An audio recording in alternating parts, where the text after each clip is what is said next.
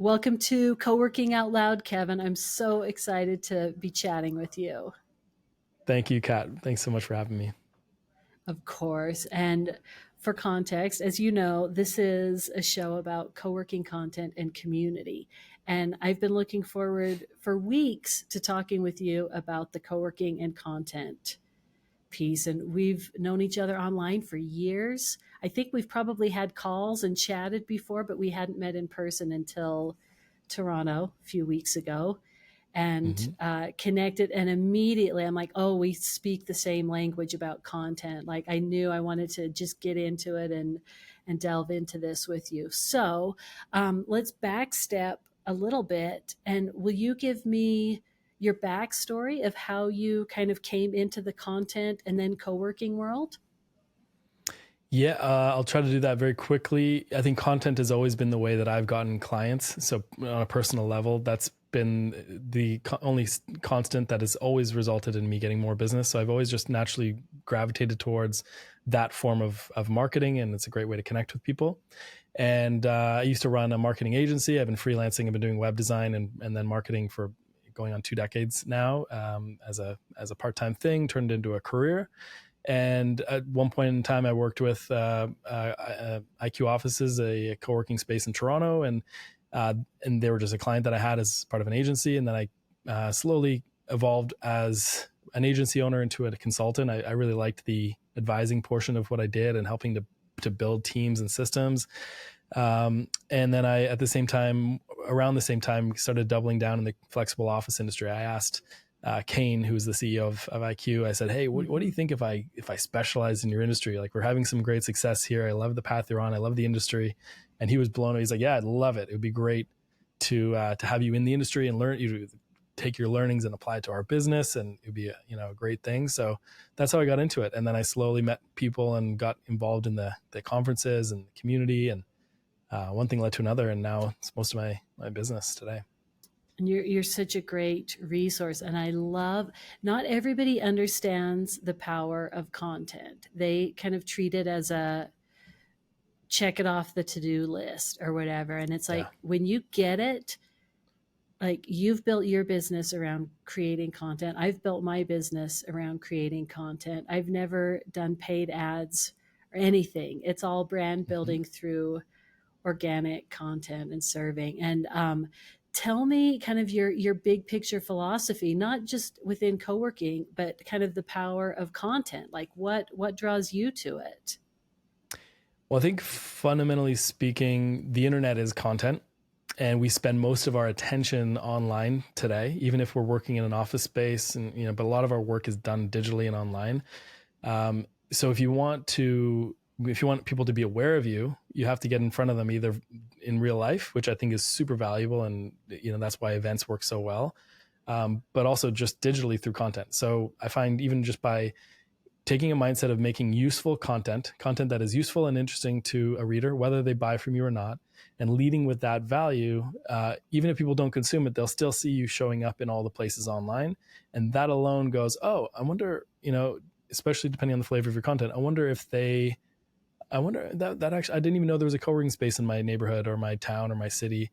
Maybe I can go and explore this and see what they have to offer. And so you become top of mind. People making noise, generally people will hear you. And if you make good noise, it's music and people will pay attention. They'll follow you.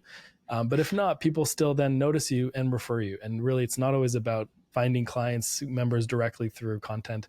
Sometimes it's about creating enough music that people notice you and talk about you and help spread your word. And it's a great way to do that. Oh man, I love the music analogy because there is a lot of noise, right? And Yeah. it's tricky to stand out if you're putting out generic content. But when you say that, what I think is like content that resonates with your ideal person, with the dream person who you love working with, content that's helpful, content that's consistent. Like there's a whole kind of underlying thing here where it's not just like throwing a topic into chat gpt and publishing it because you have to write blog post on your to-do list for the week. It's like knowing your people so well that you're like, this is going to be helpful and resonate with them. And it's not easy to do. Like sometimes I'm like, come on, guys, just create it. And it's like, that's like we were talking about before. Writing comes easy to me, communication comes easy, things like that. But it's not always easy for everybody. So when you're talking to a space operator, a community manager, a marketing lead, how do you talk to them about music versus noise in their content? Great question. Let's go back to the fundamentals and then we'll get to the music. And so the reason a lot of people struggle with content is twofold. One is because they don't have a clear view of who they are and why they're unique, and there's no, like they haven't maybe overly considered. They've taken for granted that they've built this beautiful space and they've done all this stuff, but they've taken for granted that they also brought a unique point of view that they're probably not even aware of. They just thought that was common because they just invented it, through wanting to create a better thing. So really getting clear on what is your edge and find, Wes Cow calls it like a spiky point of view, or like what is your unique thing that you're trying to lean into as a brand. And that's another thing people are really challenged by is like, what do we want to be known for, and what's going to be that edgy quality that we're going to have. So we're not playing safe because, we're not zebras in the Sahara, like we mentioned before. We're not trying to just fit in with everyone else. What we want to do is be like Seth Godin says, a purple cow. Yeah. And the way you do that is by going internal and saying, okay, what originated my idea here? What do I really kind of believe to be true about co-working and officing? And how do I bring that to market in a way that has a personality or an edge? And then once you have that, then you say, okay, how do I create content that is inherently useful to my target market or entertaining? So it's like either you're educating, you're entertaining, or it's somehow useful, or storytelling. And how do I do that in a way that brings my edginess? Like you're wearing a cool jean jacket, I'm wearing a cool jean shirt right now, so we're matching. But how do you bring how do you bring that flair and personality to your work? And that comes back to a little bit of introversion, and then a lot of, like you said, knowing your member. But Yeah, and it does take some soul searching, some working. Like as a writer, it took years and years and years to figure out like, oh, this feels like me, right? I had an editor push back one time. He said, Kat, this feels like anyone could have written this article. I want to read Kat's article. And I was, at the time I was like, oh God, but it was really like a turning point. Like, okay, like how can I bring more of myself to my writing? And I write a lot. I write every single day. So uh, I've had a lot of reps, had a lot of years of practice, but it takes a while to find that voice, to understand, and not just voice, but my perspective. It takes a while to understand what is it about my point of view that is going to resonate different than everyone else. And in co-working, a handful of years ago, if a co-working space opened, they would get like mentions in the press. Sometimes some of them would have like a mayoral ribbon cutting. It'd be a whole thing. Right? Yeah. And now it's laughable now because there's so many co-working spaces. And then the growth projection, like by the end of the decade, to have 5 times as many spaces as there are. It's like, it's just not enough to be a space. It's like that soul searching of like, who are you? What are you about? Who do you serve? What do you do really well? What's your spiky point of view? Do you have exercises or things that you give clients to help them surface that? The one that I would refer back to the most, which is part of business strategy, is, I start with the original premise of your business. And the way I come to that is Ernest Hemingway has a quote, and he says, start with the truest sentence you know. And so when I talk to my clients and I'm trying to uncover what's the strategy here, because somehow they've landed upon a generic, say, brand or, point of view, or at least it's not apparent what it is. What's the truest sentence you know about the industry and the space? And then what have you done to make a particular model based on what you believe to be truest? And that when you do that, then go, okay, like here's what I believe is the opportunity, my insight about the market, my competition, and my customer. For example, if you're serving solo professionals, that there's a price sensitivity to that market. And so how do you reverse engineer a service that's extraordinarily, and a community, and that's extraordinarily valuable to them, factoring in all those pieces, because your insight is there's only so much people are going to be willing to pay at this particular level, and this is who the people I want to serve, which then backs into all your other pieces. What else do I believe to be true about them, and how can I support them in a way that I'm the obvious choice? And so it all comes back to, what's the original premise? What's the thing that you believe to be truest? And what did you, when you started that business, what was your initial kernel of a vision that you've kind of blossomed and grown? Because when you go back there, that's when you realize that's the opinionated portion of it. And is that still true? If so, let's let that out.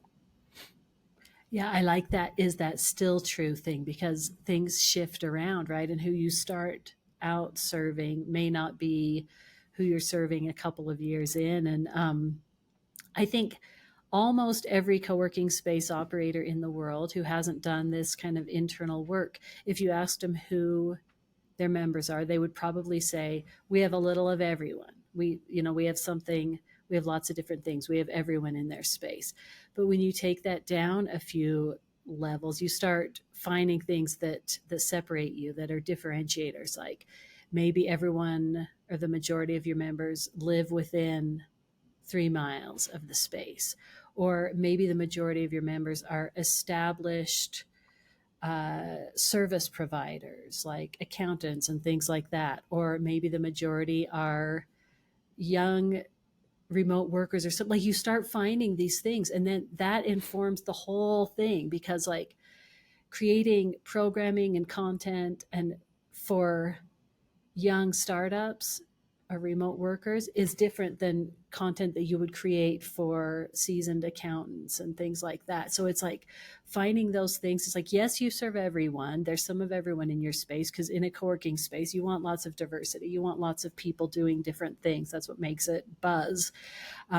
But finding those things and be like, oh, turns out 70% of our people are doing this type of work, or are like tech startups or something. And then you can build a whole brand around that, even if you didn't know that going in. Would you agree Yeah. with all of that?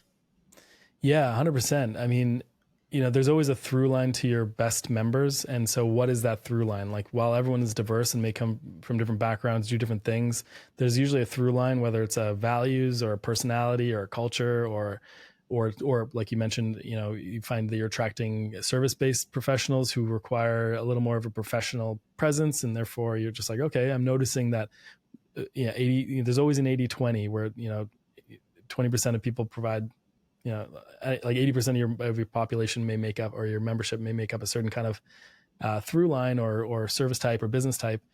And it may be very different. And the services you offer may be very different than you originally expected also. And so I think rather than judging what the market is asking for and doing, it's more about paying attention to who is the super consumers of our space, who are the 20% of people that are most engaged, most loving, most using your space, or are the most profitable group, or however you want to look at it, and looking for those like disproportionate things in your business, and just doubling down on the things that are working and the services that are working. Chances are you built offices that are too big, that need to be made smaller, or you need to find a creative way to sell them, or vice versa. And that's the evolution process. But in marketers, it's not about being partial to your own ideas. It's really about serving the people who are grabbing on, and figuring out why are they grabbing on to our particular business. And if you want to keep growing it, it's about serving them, continuing to double down on those things. And no one Yep. gets it right the first time in any business. Go find more of them. Yeah, it's true. It's true. It's definitely an organic kind of shifting process. And I love the words like brand, culture, values, all these things. These are the when we started talking, I was like, Kevin and I speak the same language. I love this. Let's talk quickly about the relationship between brand and marketing, because I'm really I don't know what the right word is, but really feeling brand these days. I feel like that's becoming the thing of like having a clear, strong brand and brand community is that serves as a magnet, is for me becoming more important than just kind of random marketing acts, just kind of pushing out things. So how do you kind of see marketing and brand playing together? Yeah, that's a great question. I think it's a topic the industry needs to become more acquainted with, like all of us, and I see brand, especially as it relates to co-working, as largely tied to an identity. And so while the makeup of your members are going to be quite diverse, there's also a shared identity. It's the same way that people who drive certain types of cars or drink a certain type of drink at a bar. There's something going on, or wear certain clothes, or have certain brands that they buy and relate to. Something about those things tells a story and matches their internal dialogue of who they self-identify as. And so when you think about it as like, who are our raving fan members, and who are we, like where's the rubber meeting the road? And then how do we really, plant a flag and say, this is who we are as a community? And a lot of times brand building is inefficient. It's doing things that are a little expensive, that don't have a clear ROI. It's investing a little more heavily in a certain maybe ad campaign or event, that you want to do, that seems expensive and doesn't directly correlate, but it invests in that feeling that people are associating with, because they need to buy both logically and emotionally. And a lot of that is driven by their identity. And so how do you help reinforce that? And part of our identity is status. And so this is like a nuanced psychological thing here, but am I not my status relative to other people, but am I moving up in the world relative to my former self? And so Mm. just understanding that the office represents both who they are. And if I'm a suit and tie, then I have a certain type of office. And if I wear jean shirts to the space, then I have a certain type of thing. And am I now moving up in the world? Because no one wants to move backwards. Progress is what makes humans, in a lot of ways, happiest. And so having a space that reflects an improvement from the former version of yourself and where you maybe worked from before, so people feel more and more successful and aligned with who they are as a professional.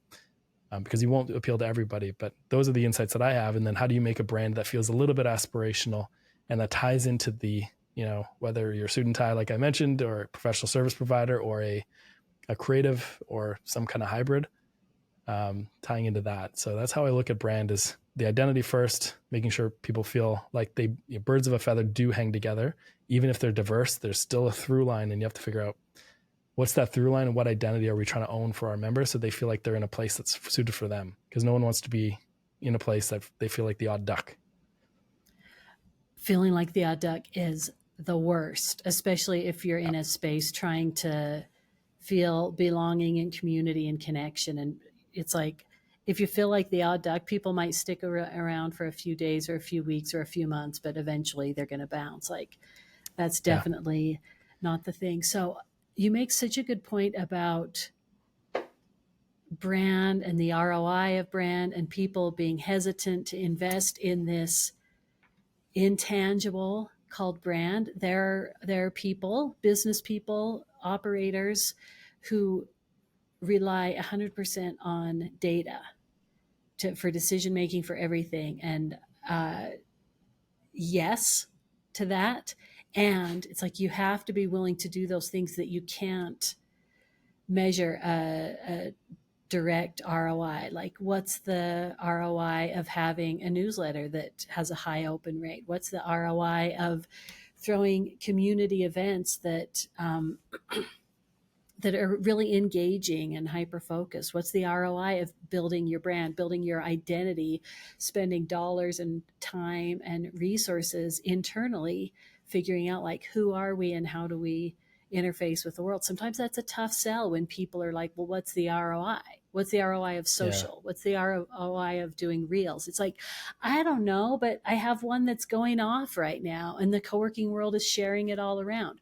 That's good for me.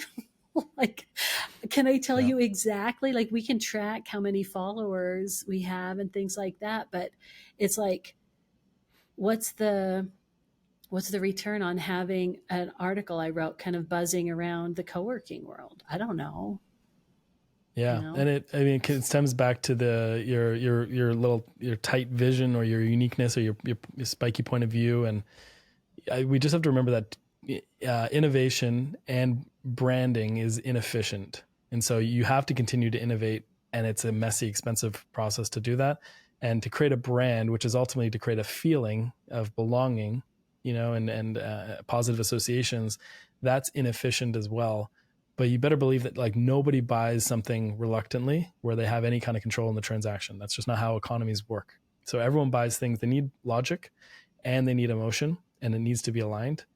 And so logically, doing an event or investing a little more in funky graphics for your website, or having a blog or a podcast that has 100 listeners over the course of its life, which seems like not that many, but like just the very act of doing these things, and that's where strategy and trade-offs come into play. But it's just having almost like an inefficiency budget that you spend towards creating a feeling, and just being okay with it feels like I'm wasting money here, and then tapping into how you feel producing it. Like, I can't explain it. It's completely illogical. My accountant would kill me. But it feels like it creates a vibe. It creates, I know it's a word we both are driving with these days, but following your gut and creating a feeling and a vibe, knowing that it's expensive and unreasonable, is a signal to the market, and has a lot of effects that are not logical. But humans are not logical. We're partially logical, but we buy with emotion and justify with logic, and it needs to feel something. So hard to do. So true. Those unreasonable things, we talk about this a lot in the lab. There's the book Unreasonable Hospitality, kind of sparked a lot of conversations that we've been talking for months of like, what are the unreasonable things you can do that really bring that sense of belonging, that connectedness, that sense of wow, that members are like, what? Oh, you said something in there with brand. Oh, the consistency piece, I think, is key too with content. Like,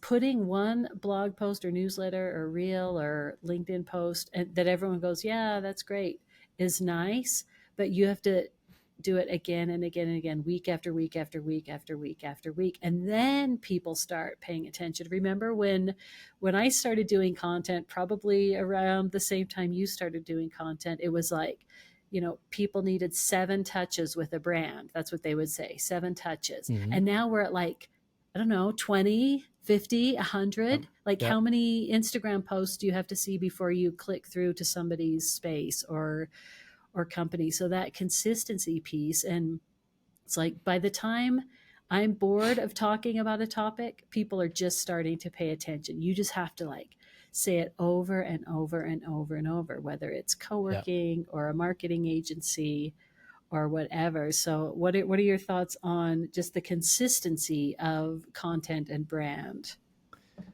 It's a really important topic. And something you mentioned before, but you write daily, right? And so whether you publish daily is another thing, but assuming you're doing some form of writing and publishing daily, it is a muscle. And the more you create some kind of content, whether that is an audio and you have a little podcast or a little video or social media where you get you just kind of put yourself into it a little bit, the more you produce, the more easily the ideas come and the more they flow. And the less you produce, the more they atrophy and get harder and harder. Another analogy I look at is, I think it was, what's his name? Ed Sheeran was talking about how, when you turn on a tap, it's like dirty water that comes out at first and it's not very clean. But as you let that tap run, then the good stuff starts to come out. And so you have to continue that water running, or else you're going to get rust in the pipes, and that's going to happen. But you have to be willing to put out rusty water until you can get the reps in to have the pure water. And that's where people fall down the most, is like they judge themselves too harshly to begin with and don't push through that initial phase. Yep. More bonus points for another music analogy.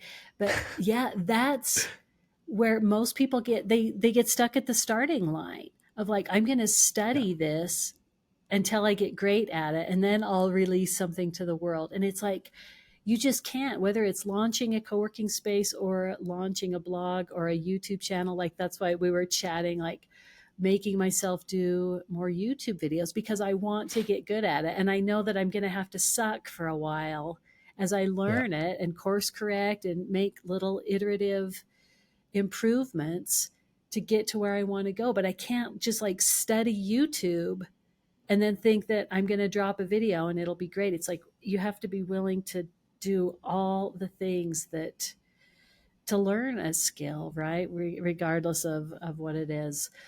Um, Yeah. Kevin, what is a key problem you see co-working space operators, or a key mistake you see with content, blog, website?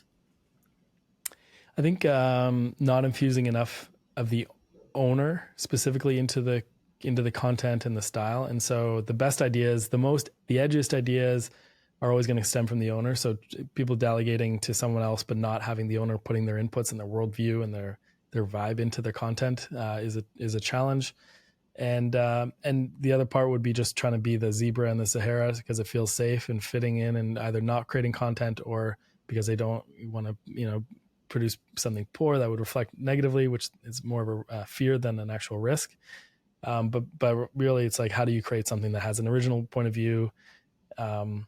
And so I think a combination of not letting the owner put themselves into the content, even if it's about the member, even if you're highlighting your member and making it about them, for example, how do you do it in a way that has your vibe attached to it?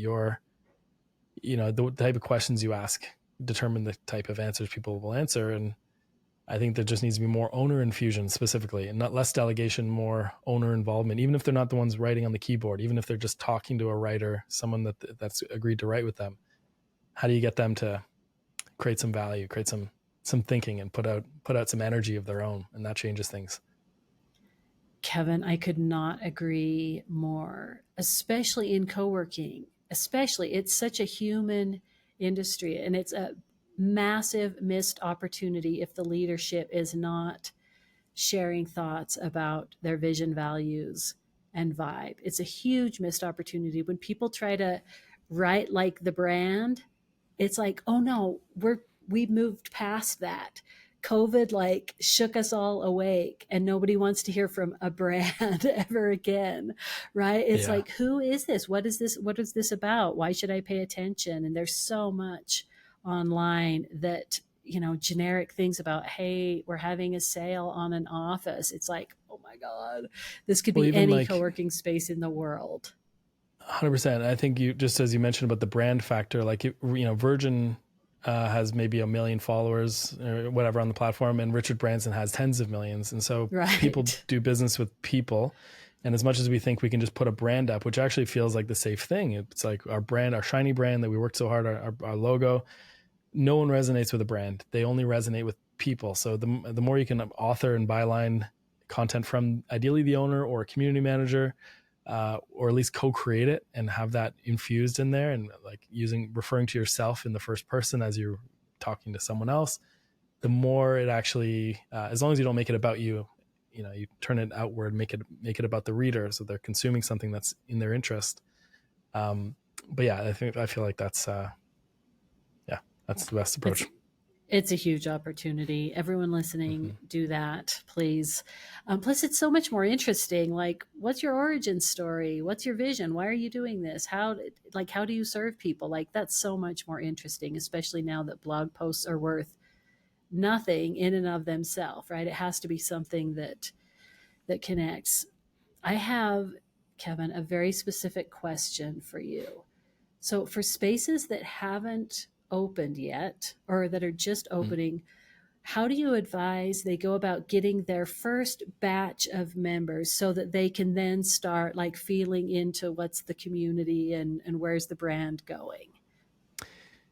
Okay, so what I look for before a space is launched is signals of interest, and this is an idea from Daniel Priestley. He wrote a number of books. One of them is called Oversubscribed, which is definitely worth checking out. And what we're looking for are signals that people are interested in your space, or potentially becoming a member, or just in the just being a supporter in general. So, to get tactical with you, um, if you're building a new space, getting a landing page up as soon as you can with a manifesto of sorts, or some form of like, here's what we believe, here's what we think, is much more important than here's how many desks there are going to be and here buy now.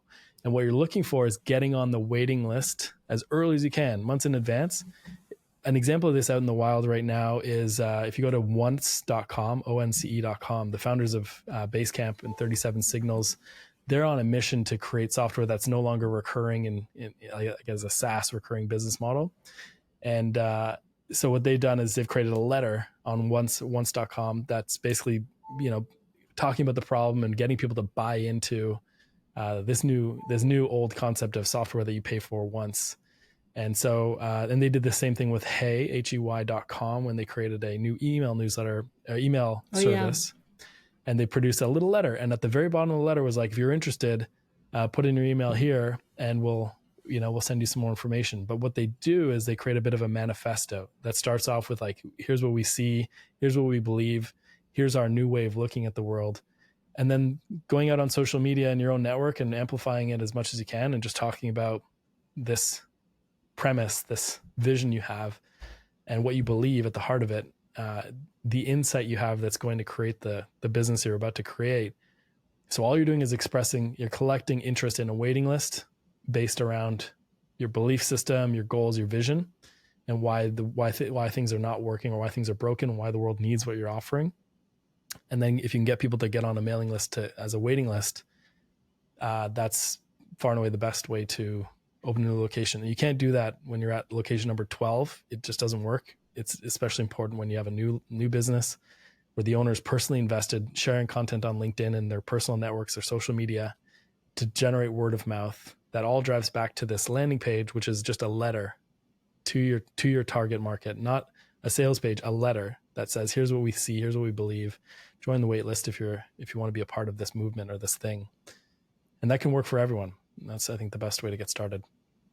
I absolutely love that. Yeah, for any space, any project, anything. And Kevin, I have to apologize for the dramatics. My computer's plugged in, but it was telling me it's about to run out of battery. There's something wasn't happening, so we had a little tech glitch. So thanks for hanging with me. It's like, yeah, what do you good. mean it's gonna sleep? I'm like, okay, I think we're good now. Yes, it's great charging. to hear it. Okay. So in Toronto, you asked me, Ruben, and Christine a question that if we could put up a billboard for every co-working space operator to see with our approach to marketing and brand building, what would that billboard say? And I want to hear what you would say, what your billboard would say. Funny, I asked that question without giving it any thought, but I really think it's an important way. It forces you to underline and think about what you want to say. I think your members have all the answers would be the main thing. So when you're not sure what to do or how to pivot your business, because your business is evolving, it's always evolving around traction. The market is what the market is. And so you can either fight it and try to push a rock up a hill, or you can follow momentum, even if it's small.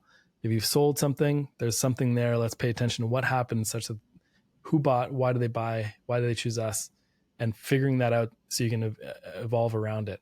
So anything you have questions to, your members have the answer to it. And not just by asking and surveying, although that's good. You want to always be gathering information about where were you looking before us? Why do you do this? Why do you want an office in this way or co-working in this way? And so that's good, but also just paying attention to actual behaviors and verifiable data, like what business do you run and how big is your business and what industry are you in and where do you live? And so things that, just paying attention to the data that people, that are measurable. But that my billboard would be your members have all the answers, and it's just a matter of paying attention and observing, like on a safari, just watching and gathering info, but really just watching and observing and seeing how what people are resonating with, buying, moving toward, and evolving around that, and continually doubling down on those things and not fighting things that aren't working. I love that. I would love to see our billboards, like yours would be first, your members have the answers, and then mine would say, be brave, humanize your brand. I feel like that's a good tee up and go. And two sides of the same coin, right? Because I don't want to I want to remind you that it is about you as the owner, and by extension who you hire to help you and all those things. It's as much like your infusion, your creation meets the market, meets your members in the middle. And so it's a matter of marrying up your vision and your values and what you're interested in and your gut following your feelings, a little bit, and relying on that feeling, and being brave in putting that out to the world with an opinionated stance and sharing your worldview and your story and your beliefs that have led to this, your insights, with what the market is asking for, and figuring out where that common ground is. And so I think our billboards would work really well together, because you can't do it only by, you could follow the market into oblivion, but you also have to marry that with, what do you want to produce?